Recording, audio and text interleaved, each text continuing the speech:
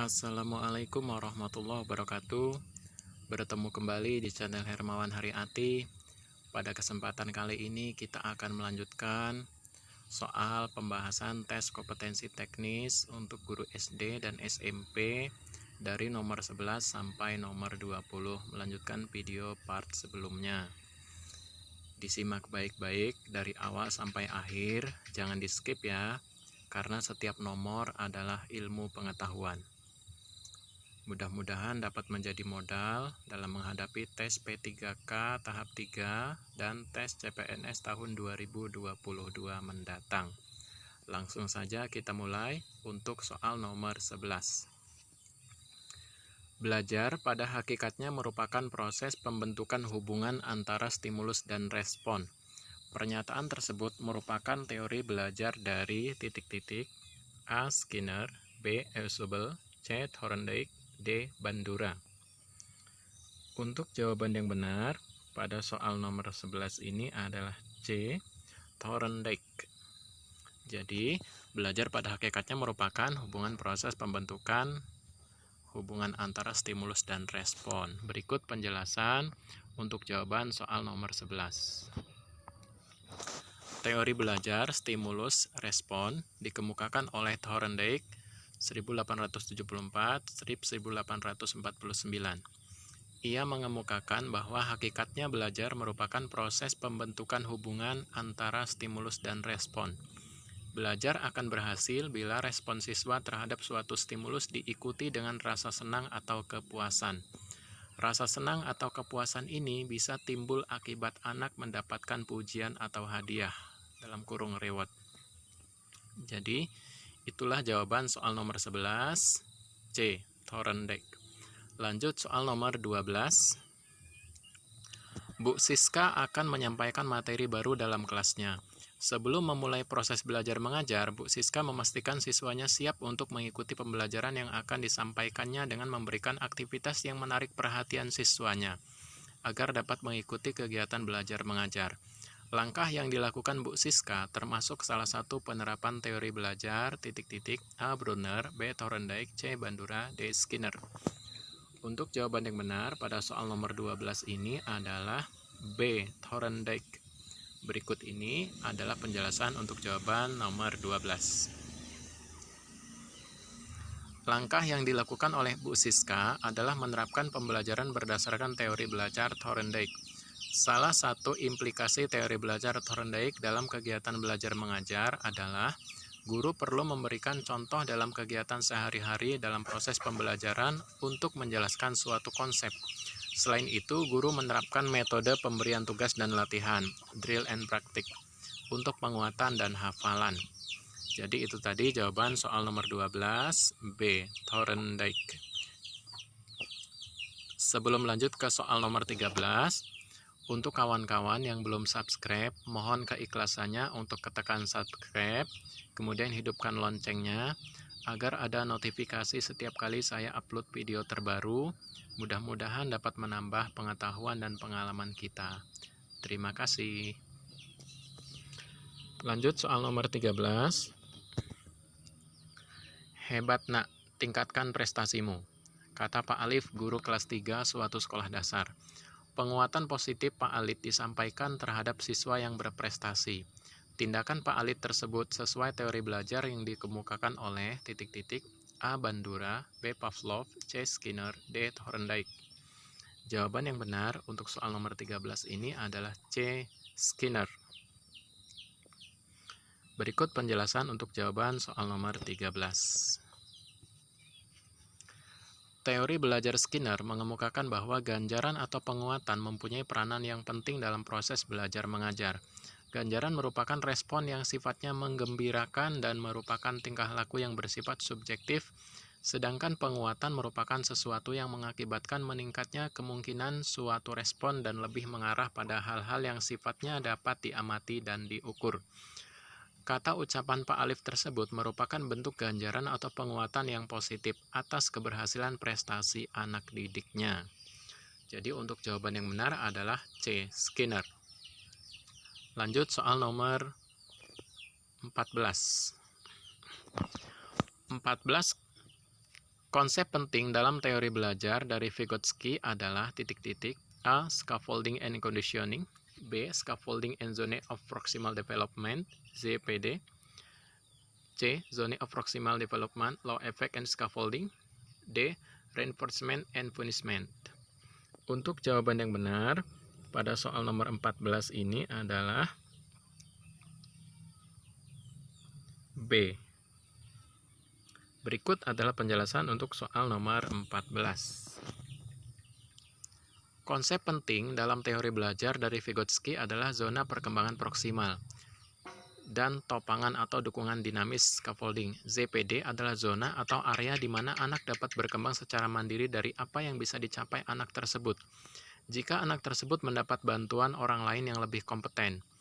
Bantuan yang bertujuan agar anak mampu mengerjakan tugas-tugas atau soal-soal yang lebih tinggi kerumitannya daripada tingkat perkembangan kognitif yang aktual dari anak yang bersangkutan, disebut topangan atau dukungan dinamis dalam kurung scaffolding. Jadi untuk jawaban yang benar pada soal nomor 14 ini adalah B, Scaffolding and Zone of Proximal Development, ZPD. Lanjut ke soal nomor 15.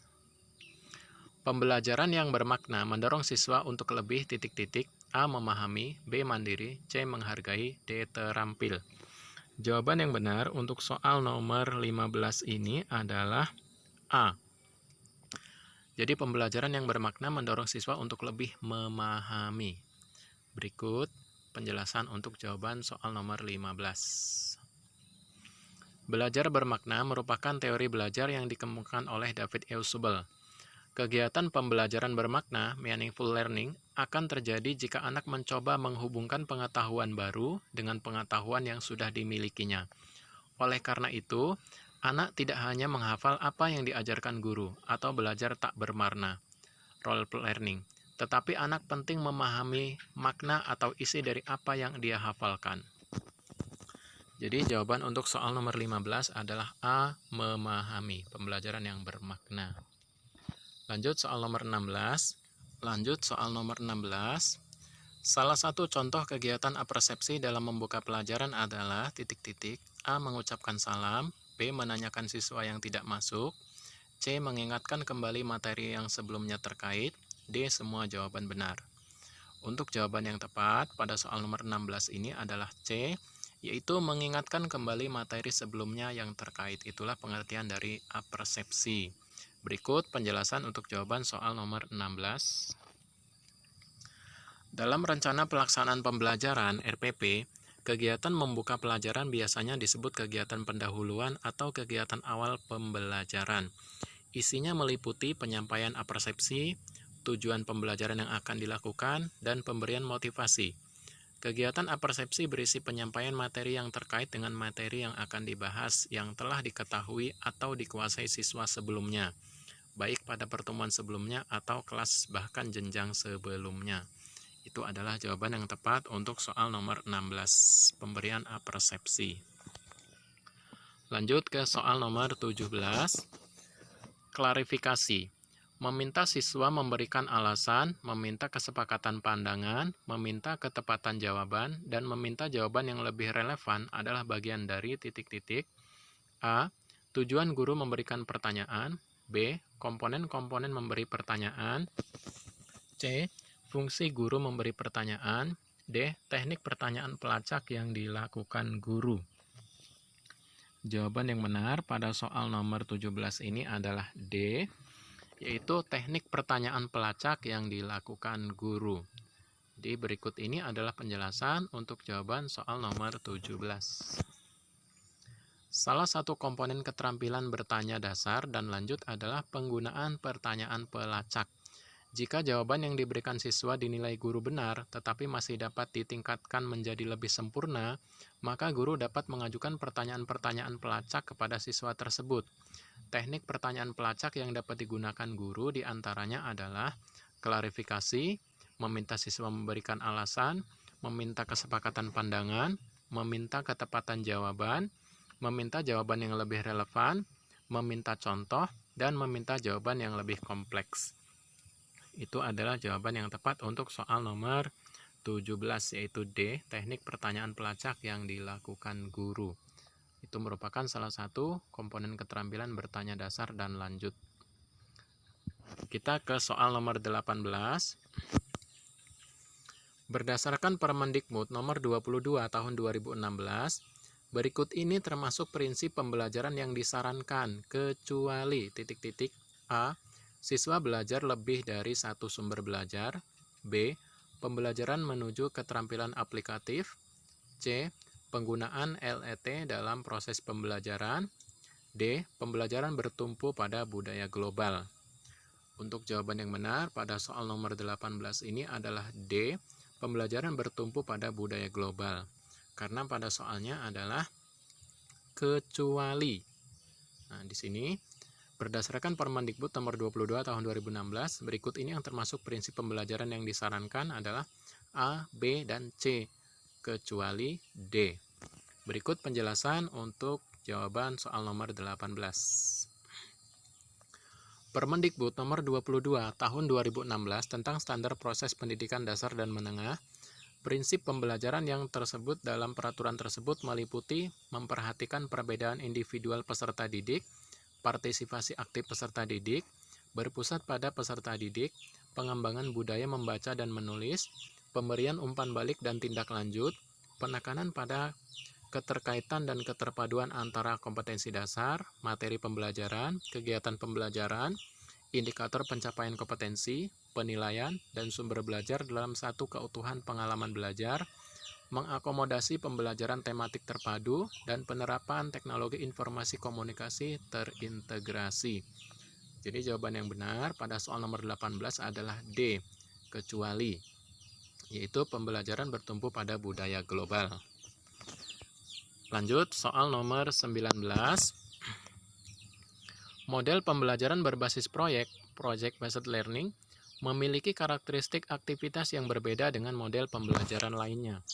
Berikut ini pernyataan yang benar terkait aktivitas siswa dalam model pembelajaran berbasis proyek adalah A. Aktivitas belajar menuntut keterampilan siswa yang multi aspek. B. Seluruh aktivitas siswa dilakukan di luar kelas dalam dunia nyata. C. Aktivitas siswa meliputi keterampilan statistika. D. Aktivitas siswa meliputi belajar kelompok. Untuk jawaban yang benar pada soal nomor 19 ini adalah A, yaitu aktivitas belajar menuntut keterampilan siswa yang multi aspek. Itu jawaban yang benar pada soal nomor 19. Berikut ini adalah penjelasan untuk jawaban pada soal nomor 19. Pembelajaran berbasis proyek adalah model pembelajaran yang melibatkan siswa dalam suatu kegiatan atau proyek yang menghasilkan suatu proyek. Aktivitas siswa dalam pembelajaran ini adalah mendesain proyeknya sendiri, menyelesaikan proyek secara berkelompok, dan mempresentasikan produk yang dibuat.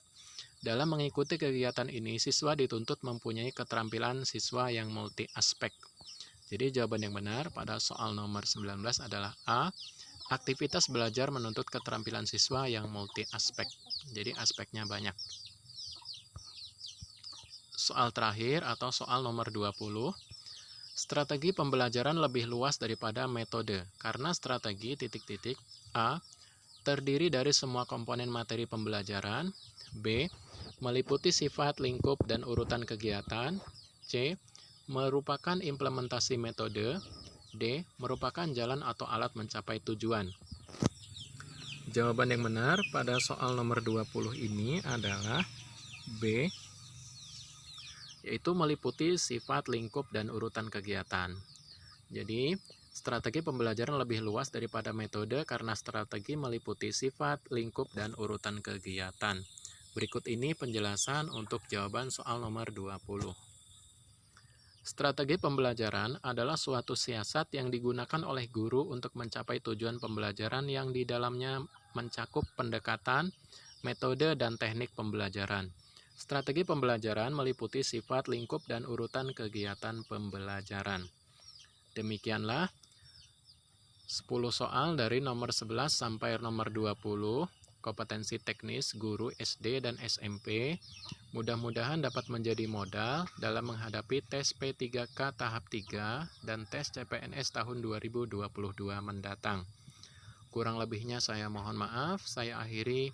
Wassalamualaikum warahmatullahi wabarakatuh. Selamat belajar, semoga sukses.